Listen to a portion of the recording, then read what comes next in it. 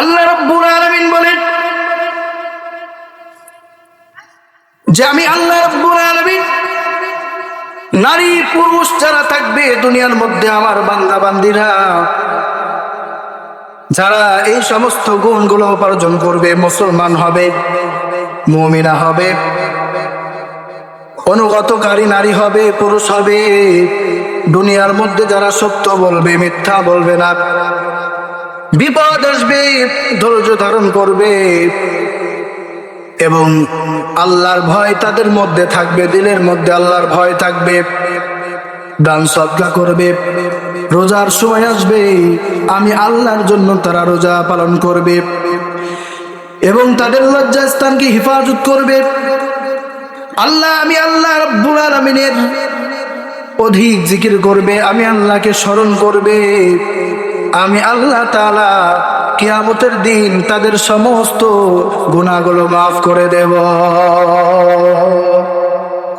আমি রব্বুল আলামিন শুধু তাদের গুনাহগুলো মাফ করব না, আমি আল্লাহ তাআলা তাদের তামাম জিন্দেগীর গুনাহগুলো যেভাবে আমি মাফ করে দেব এবং আমি আল্লাহ তাআলা তাদেরকে মহা পুরস্কারে পুরস্কৃত করব। কিয়ামতের ময়দানে সমস্ত মানুষ থাকবে যেদিন ভীত সন্ত অবস্থায় আল্লাহর ভয়ে, কিয়ামতের দিন আল্লাহকে ডাকতে থাকবে, যেদিন আল্লাহ ছাড়া কোনো উপায় থাকবে না, যেদিন আল্লাহ রাব্বুল আলামিন ছাড়া মাফ করনেওয়ালা কেউ থাকবে না, যেদিন নবীরা পর্যন্ত আল্লাহর আসমানের দিকে তাকায় নাফসি নাফসি করতে থাকবে। সন্তান বাবা মাকে চিনবে না।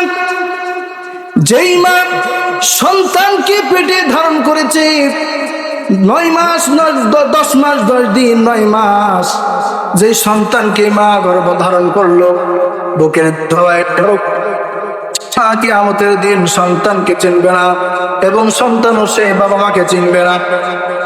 সন্তান বাবা মার কাছে যাবে, বাপ তুমি আমাকে কত কষ্ট করে পেটে ধরেছিলাম, আমি পেটের মধ্যে থেকে কত অসুবিধা তোমাকে করছিলাম, কত কষ্ট তোমাকে দিয়েছিলাম, তোমাকে ঘুমাতে দেই নাই, আমি পেটের মধ্যে ছিলাম, পেটের মধ্যে লাথি মেরেছি উফ বলে আবার আরেক পাশে তুমি শুয়েছ, কিন্তু কখনো তুমি আমাকে গালি দাওনি, তুমি আরো খুশি হয়েছ।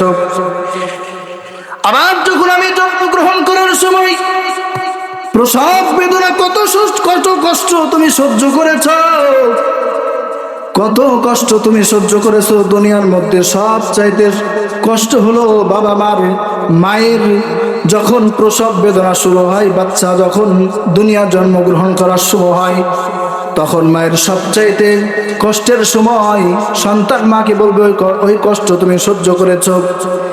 শুধু তাই নয় রে মা, এবং দুনিয়া আসার পরে আমাকে এক এক করতে 2.5 বছর তোমার বুকের দুধকে আমি পান করেছি, দুধ খেয়েছি, তোমার রক্ত শুষে শুষে খেয়ে আমি বড় হয়েছি।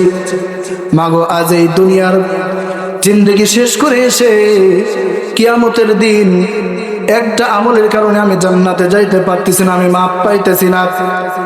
একটা আমলের কারণে আমি তামাম আরশের দিকে নিচে কিয়ামতের মাঠকে আমি তন্ন করে একটা আমল করে যাচ্ছি, কিন্তু কেউ আমাকে একটা আমল দিতে চাইনি। মাগো তুমি তো আমার গর্ভধারিণী মা, দুনিয়ার মধ্যে একমাত্র তুমি এবং আমার বাবা আমাকে মহব্বতকারী ছিলে। আই মা, একটি মাত্র আমলের কারণে আমি জান্নাতে যাইতে পারতেছি না মা, একটি মাত্র আমল আমাকে দাও। এই একটি আমল নিয়ে আমি আল্লাহর দরবারে গিয়ে আমি আল্লাহর বানানো জান্নাতের মধ্যে যাইতে চাই, জাহান্নামে যাইতে চাই না। আমার মা গো, সেই সন্তানকে মা তখন বলবে, আরে আল্লাহর বান্দা, দুনিয়ার মধ্যে আমি গিয়েছিলাম, দুনিয়ার মধ্যে আমি জীবন যাপন করেছি, কিন্তু দুনিয়ার মধ্যে আমার কোনো সন্তান ছিল না, আমার কোনো বেটা বেটি ছিল না। আমার মা গো তখন ওই কিয়ামতের ময়দানে ওই মা সন্তানকে তাড়িয়ে দিবে, একটি আমলও তাকে দিবে না, অর্থাৎ তাকে চিনবে না। আমার মায়েরা দেখো, আর এবং পিতার কাছে যাবে, পিতাও এই কথা বলে তাকে তাড়িয়ে দেবে। সন্তানকে বাবা মাকেও চিনবে না, ভাই বন্ধু চিনবে না, নিজের সন্তান চিনবে না, স্ত্রী চিনবে না, নিজের আত্মীয় স্বজন বান্ধব কিয়ামতের ময়দানে কেউ চিনবে না। এমন কঠিন পরিস্থিতিতে আমার আল্লাহ একমাত্র আমার আপনার সঙ্গে থাকবেন। বলতেছিলাম আমার মায়েরা, আল্লাহ রাব্বুল আলামিন যেই আল্লাহ তাআলা আমাদেরকে একত্রিত করলেন, নারী পুরুষদেরকে সমান অধিকার দিলেন, এই এতটি গুণ যদি কোনো আল্লাহর বান্দা অর্জন করে, তাহলে এই কঠিন সময়ে যেদিন বাপ সন্তানকে চিনবে না, মা সন্তানকে চিনবে না, সেদিন আমার আল্লাহ রাব্বুল আলামিন এই সমস্ত নারী পুরুষদেরকে আল্লাহ মাফ করে দিবেন। সুবহানাল্লাহ। আমার মায়েরা শুধু মাফ করবেন না, আল্লাহ রাব্বুল আলামিন তাদের জন্য নাজাতের ব্যবস্থা করিয়া আল্লাহ রাব্বুল আলামিন তাদেরকে বড় পুরস্কারে পুরস্কৃত করবেন। আল্লাহ তাআলা অন্যত্র বলেন, মান আমিলা সালিহাম মিন যাকারিন আও উনসা ওয়া হুয়া মুমিনুন ফালানুহইয়ান্নাহু হায়াতান তাইয়্যিবা ওয়া লানাজজিয়ান্নাহুম আজরাহুম বিআহসানি মা কানু ইয়ামালুন। আমার আল্লাহ রাব্বুল আলামিন বলতেছেন, দুনিয়ার মধ্যে যে নারী এবং পুরুষ উত্তম রূপে ঈমানের হালতে যারা দুনিয়ার মধ্যে তাদের জিন্দেগি গড়বে, নেক আমল করবে, আল্লাহ তাআলা তাদেরকে কিয়ামতের ময়দানে উত্তম প্রতিদান দিয়ে, তাদের কর্মের কারণে তাদেরকে উত্তম প্রতিদান দিবেন এবং তাদেরকে আল্লাহ তাআলা সফলতা অর্জন করে দিবেন, সফল কাম করে দিবেন। তাদের ডান হাতে আমলনামা দিয়ে আল্লাহ জান্নাত নসিব করবেন। বলো সুবহানাল্লাহ। তাহলে দেখেন, এখানে কিন্তু আল্লাহ রাব্বুল আলামিন নারী পুরুষ উভয়কে বলেছেন। কোথাও নাই যে পুরুষেরা হজ করলে তারা সওয়াব বেশি পাবে, পুরুষেরা নামাজ আদায় করলে তাদের সওয়াব বেশি হবে, নফল নামাজ পড়লে তাদের সওয়াব বেশি হবে, এমন কোথাও কিন্তু নাই। পুরুষেরা যেমন আমল করলে সওয়াব পাবে, আল্লাহ নারীদেরকেও ওরকম সওয়াব দিবেন। হজ করলেও সমপরিমাণ সওয়াব আল্লাহ দিবেন, নামাজ আদায় করলেও সমপরিমাণ সওয়াব দিবেন, দান সৎকার করলেও সমপরিমাণ সওয়াব দিবেন, রোজা রাখলেও আল্লাহ তাআলা সমপরিমাণ সওয়াব আল্লাহ দিবেন, এবং জান্নাত যে দিবেন আল্লাহ সমপরিমাণ জান্নাতও দিবেন। বলো সুবহানাল্লাহ।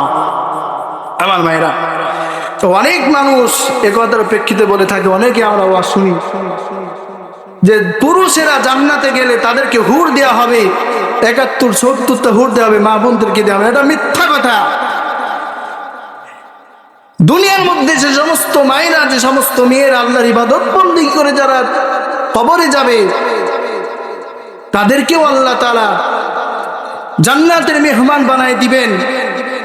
এবং তাদের স্বামীরা যদি জান্নাতের মধ্যে যায়, তাহলে সেই মেয়েকে তার স্বামীকেই জান্নাতের মধ্যে বানায় দিয়ে দিবেন। আর যদি স্বামী না যায়, সে অনুযায়ী আল্লাহ তাআলা তাকে পুরুষের ব্যবস্থা করে দিবেন। আল্লাহ সব দিক থেকে তারতম্য ঠিক রেখেছেন, কোনো দিক থেকে পুরুষের থেকে মহিলাকে আল্লাহ তাআলা বঞ্চিত করেননি।